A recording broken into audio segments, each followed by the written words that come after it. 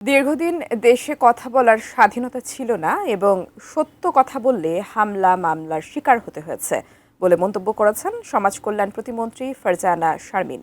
রাজধানীর একটি হোটেলে আয়োজিত বাংলাদেশে জবাবদিহিতার জন্য এক জাতীয় সেমিনারে প্রধান অতিথির বক্তব্যে তিনি এসব কথা বলেন।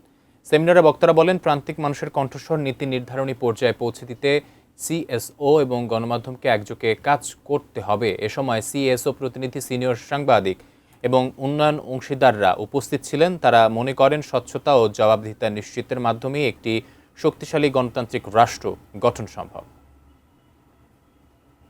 মিডিয়ার রোলটা যেন বিগত সময়ের মতো মিডিয়ার রোলটা না হয়। আমাদের ভালো মন্দ আপনারা তুলে ধরবেন এবং মানুষের কষ্টটাকে ন্যায্য উপায়ে তুলে আমাদের কাছে ধরবেন এবং আমাদের কাছ থেকে তাদের জন্য অবশ্যই বেনিফিটটা আপনারা আদায় করে নেবেন।